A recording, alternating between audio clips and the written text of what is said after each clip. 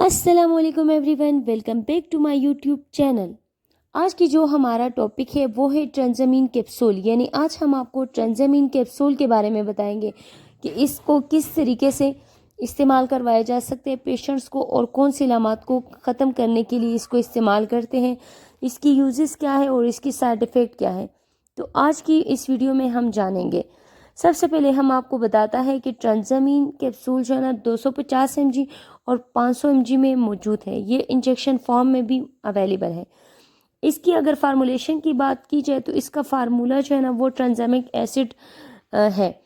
ये ब्लीडिंग की फ्लो को रोकने के लिए यूज़ करते हैं। ये ब्लड लूज को प्रिवेंट करता है।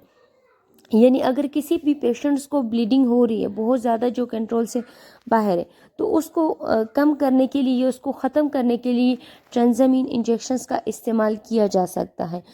इसको मेनोर्जिया यानी पीरियड्स के दौरान जो ख़वातीन को बहुत ज़्यादा अगर ब्लीडिंग होती है, अब नॉर्मल ब्लीडिंग होती है तो उसमें भी जो है ना इस कैप्सूल का इस्तेमाल करवाया जा सकता है। इसके अलावा जो है ना हेमराज के मरीज़ में भी इसका यूज़ करवाया जा सकता है। और सर्जरी के बाद जो ब्लीडिंग होती है और कंट्रोल नहीं होती तो उसको ख़त्म करने के लिए भी इस्तेमाल किया जा सकता है। ये नाक, कान या जो है ना मुंह से अगर बहुत ज़्यादा खून आ रहा है तो उसको ख़त्म करने के लिए हम इस मेडिसिन को यूज़ करवा सकते हैं पेशेंट को। और अगर डीएनसी के बाद ब्लीडिंग होती है किसी पेशेंट को कंट्रोल नहीं होती, या चाइल्ड बर्थ के बाद जो है ना यानी डिलीवरी के बाद जो खून आता है तो उसको भी कम करने के लिए हम पेशेंट को ट्रांसएमिन का इंजेक्शन लगा सकते हैं।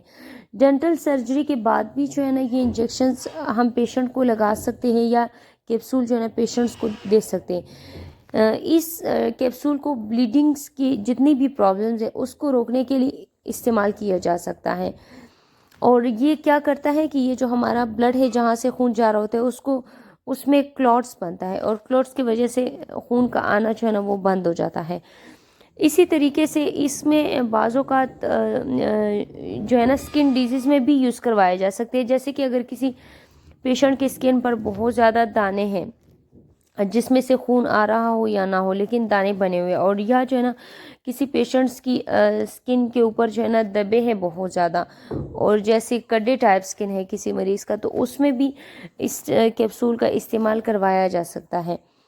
लेकिन इसका इस्तेमाल डॉक्टर की हिदायत के मुताबिक इस्तेमाल करें, क्योंकि इसको बगैर चेकअप की यूज़ नहीं करना हो से, क्योंकि इसके बहुत ज़्यादा साइड इफ़ेक्ट है।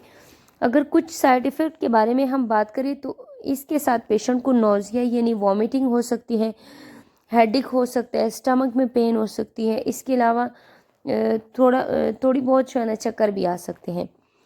और अब हम बात करते हैं कि कौन सी कंडीशन में जो है ना इस मेडिसिन का इस्तेमाल नहीं करना।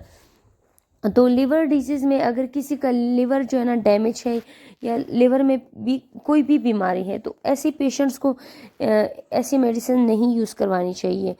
दूसरी बात, अगर कोई हार्ट पेशेंट है, हार्ट में कोई भी इशू है तो तब भी आपने इस मेडिसिन का यूज़ पेशेंट को नहीं करवाना।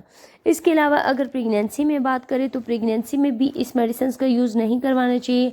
लेकिन अगर फिर भी पेशेंट को कोई मसला हो तो डॉक्टर के हिदायत के मुताबिक इस मेडिसिन का यूज़ करें। अगर आपने अभी तक हमारे चैनल को सब्सक्राइब नहीं किया तो हमारे चैनल को सब्सक्राइब करें